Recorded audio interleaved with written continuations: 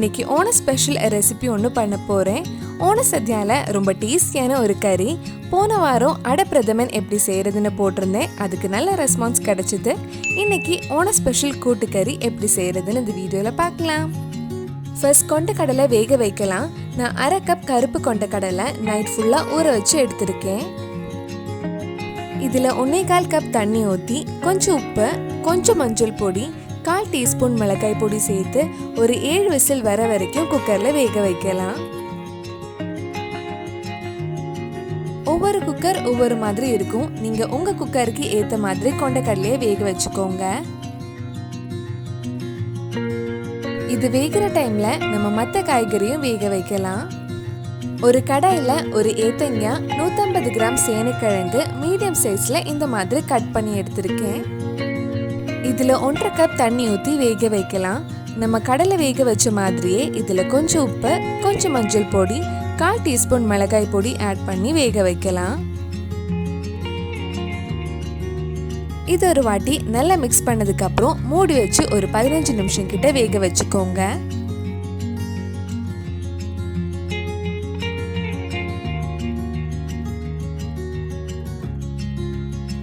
Cooker ப்ரெஷர்லாம் போனதுக்கு அப்புறம் கடலை வெந்துடுச்சான்னு பார்க்கலாம்.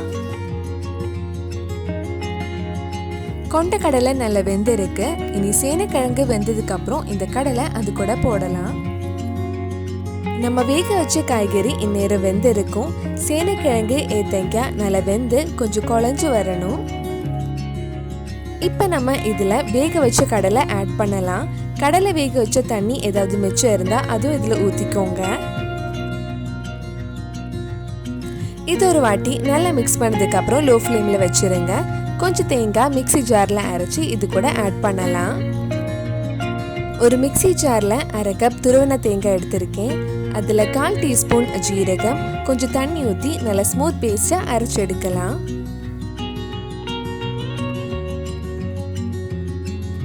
இந்த மாதிரி அரைச்சதுக்கு அப்புறம் இது கறியில் ஆட் பண்ணி கொஞ்சம் நேரம் கொதிக்க வைக்கலாம். ஏத்தங்காய் சேனைக்கிழங்கு வேணும்னா லைட்டாக கொஞ்சம் மசிச்சு விட்டுக்கோங்க. நம்ம அரைச்ச தேங்காய் இதில் ஆட் பண்ணி கொஞ்சம் நேரம் கொதிக்க வைக்க போகிறேன். போன வாரம் நம்ம சேனலில் ஓண ஸ்பெஷல் அடை பிரதமன் வீடியோ போட்டிருந்தேன். அந்த வீடியோ நீங்கள் இன்னும் பார்க்கலன்னா அதோட லிங்க் கீழே டிஸ்கிரிப்ஷனில் இருக்குது. மறக்காமல் அந்த வீடியோ போய் பாருங்கள். அதே மாதிரி போன வருஷம் ஓணத்துக்கு பாலடை பாயசம் செஞ்சுருந்தேன். அதோட லிங்கும் கீழே டிஸ்கிரிப்ஷனில் இருக்குது. ஓண சத்யா கூட்டுக்கறி கொஞ்சம் இனிப்பாக தான் இருக்கும். இனிப்புக்காக கொஞ்சம் சர்க்கரை ஆட் பண்ணியிருக்கேன். இது ஒரு 2-3 நிமிஷம் கொதிச்சதுக்கு அப்புறம் ஆஃப் பண்ணிடலாம். இன்னொரு பேனில் கொஞ்சம் எண்ணெய் ஆட் பண்ணுறேன். கேரளா ஸ்டைல் கூட்டுக்கறி டேஸ்ட் கிடைக்கிறதுக்கு மறக்காமல் தேங்காய் எண்ணெய் யூஸ் பண்ணுங்க. இதில் கொஞ்சம் கடுகு, 1 டீஸ்பூன் உளுந்து, 3 காஞ்ச மிளகாய் ஆட் பண்ணலாம்.